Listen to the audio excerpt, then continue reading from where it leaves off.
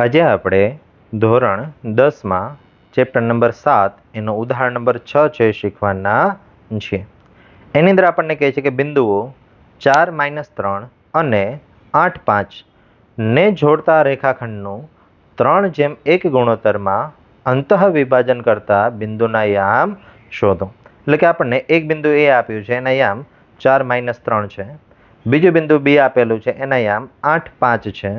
આપણે આ બિંદુના નામ ધારી લીધા છે. તમે ABC સિવાય કોઈ પણ લઈ શકો છો, ચાલે, પણ જનરલી આપણે ABCD લેતા હોઈએ છીએ. એટલે આપણે એ અને બી અને વચ્ચે કોઈક એક એવું બિંદુ છે કે જે 3:1 ગુણોત્તરમાં વિભાજન કરે છે. એટલે એનો અર્થ એવો થાય કે ભાઈ સી બિંદુ એવી રીતે ગોઠવવાનું છે કે ડાબી બાજુનો ભાગ 3 છે, એટલે કે એ અને સી વચ્ચેનો ભાગ 3 છે અને બી અને સી વચ્ચેનો ભાગ 1 છે. તો હવે આ સી બિંદુના યામ કેટલા હશે એ આપણે શોધવાના છે. તો ચલો હવે અહીંયા આપણે સૌથી પહેલાં તો બિંદુઓ ધારી લઈએ અને પછી અંતઃ વિભાજન કરતા બિંદુના યામનું સૂત્ર છે એ વાપરશું. ચલો તો હવે લખીએ અહીંયા ઉકેલમાં. ધારો કે A of 4 - 3 અને B of 8 5 નો 3:1 ગુણોત્તરમાં અંતઃ વિભાજન કરતો બિંદુ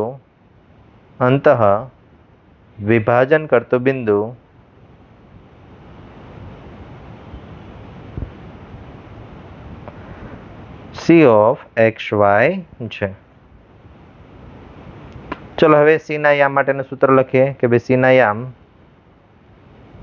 બરાબર અંતઃ વિભાજન કરતા બિંદુનું સૂત્ર તો કે M1x2 પ્લસ M2x1 છેદમાં M1 પ્લસ M2.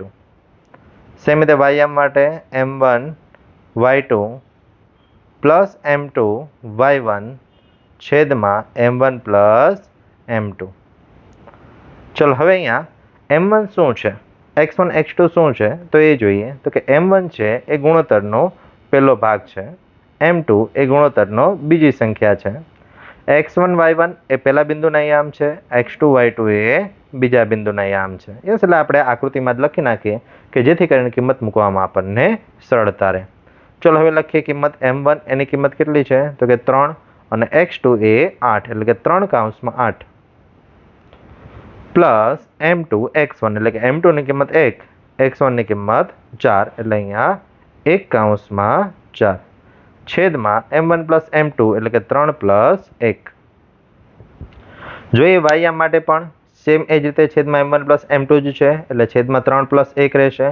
અંશમાં M1 એટલે કે 3 અને y2 એટલે 5 એટલે કે 3:5 પ્લસ M2 y1 M2 એટલે 1 અને y1 એટલે -3 એટલે કે અહીંયા 1:-3.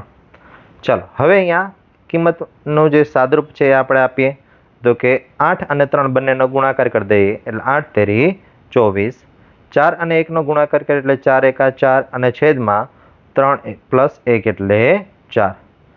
સેમ રીતે સામે પણ છેદમાં 3 પ્લસ 1 જ છે એટલે ત્યાં પણ 4 થશે. 3 × 5 એટલે 5 તેરી 15 માઇનસ 3 એકા 3 એટલે અહીંયા 3 આવશે. સાદરૂપ આપીએ એટલે બંનેનો સરવાળો કરી દઈએ.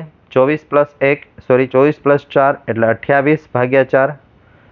બીજીમાં y યામ માટે 15 - 3 એટલે 12/4. ચલો હવે ધ્યાનથી જોઈએ તો બંને સંખ્યાને 4 વડે ભાગી શકાય છે એટલે 4 વડે છેદ વડે દઈએ. 7 ચોક 28 અને 4 તેરી 12 એટલે કે અહીંયા જે વચ્ચેનું જે સી બિંદુ છે એનો x યામ 7 મળ્યો અને y યામ છે એ 3 મળ્યો. એટલે કે સી ના યામ એ આપણને 7 3 મળે છે. તેથી છેલ્લે વાક્ય સ્વરૂપે લખી નાખીએ કે ભાઈ તેથી A અને B નું 3:1 ગુણોત્તરમાં વિભાજન કરતો